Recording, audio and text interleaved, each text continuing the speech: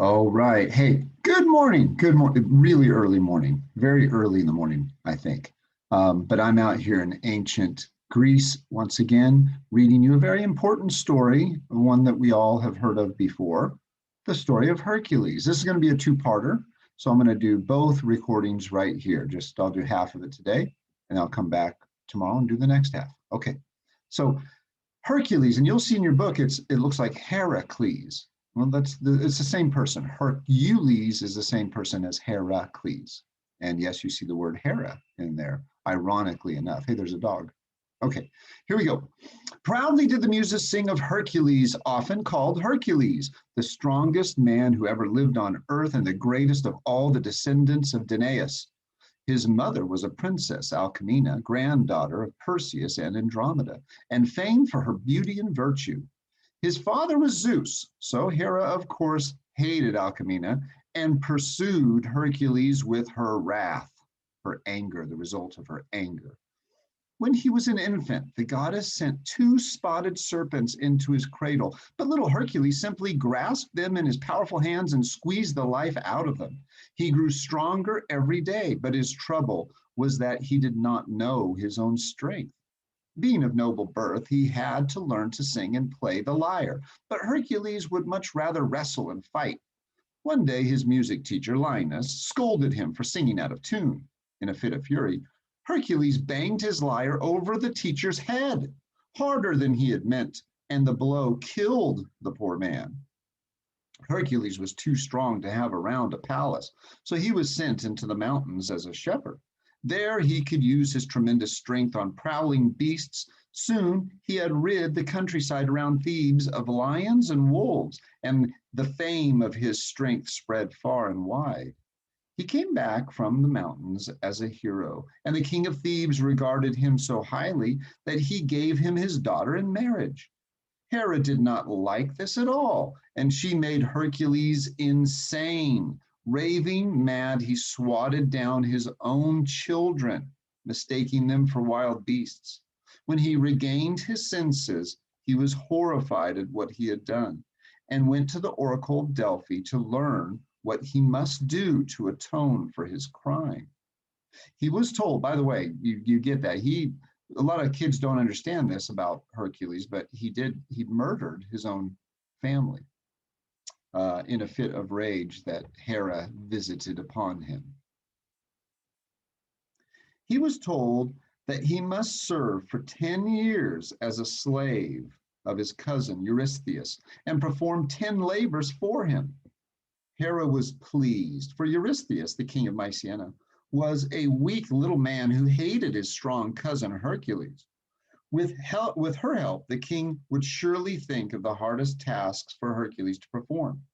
For his first 4 labors, Eurystheus sent Hercules to rid the nearby countryside of dangerous beasts and monsters. In the valley of Nemea dwelt a monstrous lion whose hide was so tough it could not be pierced by any weapons. It was one of Echidna's dreadful offspring, which Zeus had let live as a challenge to future heroes. Hercules chased it out of its lair, seized it in his bare hands, and squeezed it to death. Then he skinned the beast with his own claws, and with the impenetrable skin of the Nemean lion slung over his head and shoulders, he reported back to Eurystheus his first labor performed. In the swamps of Lerna, there lived a 9-headed Hydra, another of Echidna's brood. This monster was so poisonous that the fumes from his breath alone were enough to kill whatever came close to it. Hercules filled his enormous lungs with air, held his breath, and ran at the Hydra, swinging his club. He knocked off its heads, and one after the other they rolled to the ground. But no sooner had he knocked off one head than a new one grew in its place. He half turned around and let out enough air to call to his charioteer to bring a firebrand and sear the necks. Then no new heads could sprout. When Hera saw that Hercules was winning over the Hydra, she sent a giant crab to pinch his heel. With a mighty kick, Hercules sent the giant crab flying as he knocked off the last of the heads.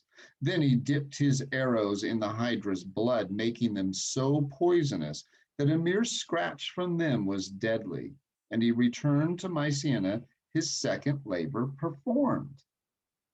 On the slopes of Mount Erymanthus roamed a wild and dreadful boar with tusks as sharp as swords. Eurystheus sent Hercules to bring this beast back alive. With loud yells, Hercules chased the boar out of its lair and drove it ahead of him all the way to the top of the snow-capped mountain. The heavy beast sank into the snow, and it was easy for Hercules to catch and subdue it. He pushed, dragged, and rolled it all the way down to the gates of Mycenae. When Eurystheus saw the fearful boar, he dived into an urn and barely dared to peek out. Then Eurystheus sent Hercules to rid the Stymphalian lake of a swarm of dangerous birds. They had feathers of brass so sharp that when one of them fell to the ground, it killed whomever it hit. But they could not penetrate Hercules' lion's skin, and he made such a din with a huge rattle that the birds took flight and flew away, never to return. Eurystheus was distressed to see with what great ease Hercules had performed his first 4 labors. Now he sent him to bring back alive one of the sacred hinds of Artemis, a little deer. He hoped that Hercules would harm the creature with his brute strength and thereby earn the wrath of the goddess. But Hercules pursued the swift deer with great patience over hills and dales. The year was almost over when at last he caught the deer. With great care, he carried it back to Mycenae.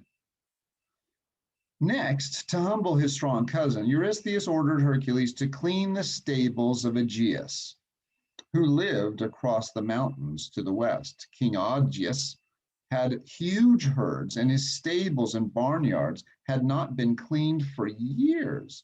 Heaps of dung rose mountain high. No man alive could clean his stables in a year, thought Eurystheus.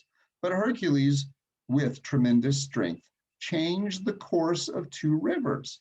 The waters flooded through the stables and barnyards and washed them clean in less than a day. Eurystheus now, on the advice of Hera, sent Hercules far afield for his last 4 labors. He must travel way to the east and fetch back to Mycenae the golden girdle of Hippolyta, the queen of the Amazons. The Amazons were a tribe of wild and warlike women who rode better and fought harder than any men. Eurystheus was sure that even Hercules would be overwhelmed by the furious women. But when Hercules arrived in Amazon land, the proud queen was so taken by the sight of his bulging muscles that she gave him her belt without a fight. She would gladly give him her hand in the bargain, but Hera, in disguise of an Amazon, spread the rumor that Hercules had come to kidnap Hippolyta. The Amazons threw themselves upon Hercules, but for once they had found their master. Hercules swung his mighty club, and the little Amazon husbands who were spinning and cooking and tending the babies were amazed to see their dangerous wives subdued by a single man. In triumph, Hercules returned to Mycenae with Hippolyta's belt. He could not bring the queen. She had been killed in the fight. Far to the north there lived a king whose name was Diomedes. He was a very inhospitable king and had trained his 4 mares, his 4 horses, to devour all strangers who came to his land. Now Eurystheus sent Hercules to capture the 4 man-eating mares and bring them back alive. Hercules traveled to the north, slew King Diomedes, and threw him to his own mares. When the mares had eaten the evil king, they were so tame that they let Hercules drive them back to the gates of Mycenae. Then Eurystheus sent Hercules south to catch a fierce fire-breathing bull on the island of Crete. The Cretans, who were great bullfighters, could not catch the bull, but Hercules seized the charging bull by the horns without heeding the flames from its nostrils, flung it to the ground, and returned to Mycenae, bringing the subdued beast. Eurystheus was glad he had a safe urn to hide in. For his 10th labor, Hercules was sent to an island far out in the ocean to bring back a huge herd of red cows. They belonged to Geryon, a monster with 3 bodies on 1 pair of legs. Hercules walked off with a powerful stride and soon reached the end of all land in the west. The only boat he could spot was the golden vessel of Helios, the sun. Hercules aimed his mighty bow at the sun and threatened to shoot him from the sky if he did not lend it to him. Helios did not dare to refuse, and he let Hercules take his golden boat. Before he sailed off, Hercules pulled up 2 huge crags and set them down, one on each side of the strait that separates Europe from Africa. There they stand to this day, called the Pillars of Hercules. When Hercules was out at sea and the waves rose high around him, he aimed a poisoned arrow at the waves, threatening to shoot them if they did not still at once. The waves flattened in fear, and Hercules sailed on to Geryon's island. He began at once to load the herd of red cows, and Geryon's watchmen and his 2-headed dog rushed at him. With one swing of his mighty club, Hercules did away with both of them. Then Geryon himself came running to attack him, his 3 huge bodies swaying on his thin legs. Calmly, Hercules lifted his bow, took careful aim, and sent a poisoned arrow through all of the monster's 3 bodies. As time was getting short, Hercules rowed back as fast as he could with the herd. When he arrived at the mainland, Hera sent a swarm of gadflies to sting the cows, and they scattered all over Europe. Still, Hercules managed to round them up and bring them to the gates of Mycenae just before the year was up. There, Eurystheus sacrificed the cows to Hera, and gratified, the goddess whispered into his ear that he must demand 2 more labors from Hercules. For his charioteer had helped him to singe the heads of the Hydra, and not he, but the waters of 2 rivers had washed the Aegean stables clean.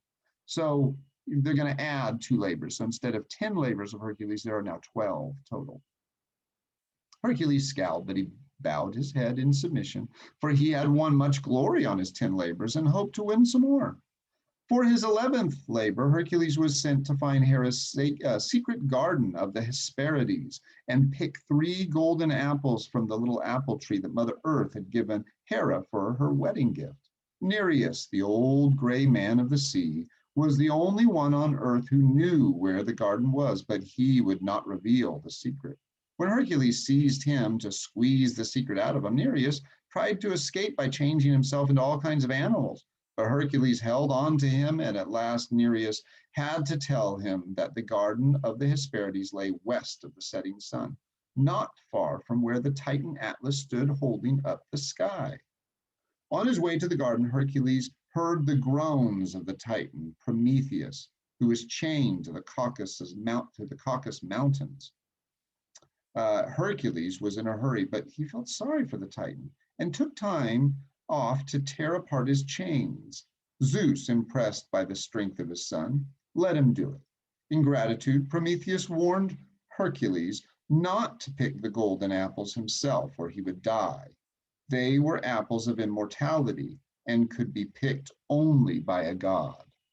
Okay, so he saved Prometheus finally remember Prometheus had the eagle that would eat its liver, pull his liver out and eat it. And that was painful every day. Well, luckily or thankfully, Hercules saved him from that fate. We will do the rest of this story tomorrow, and we will see how he gets someone else like a god. Oh, starting to rain.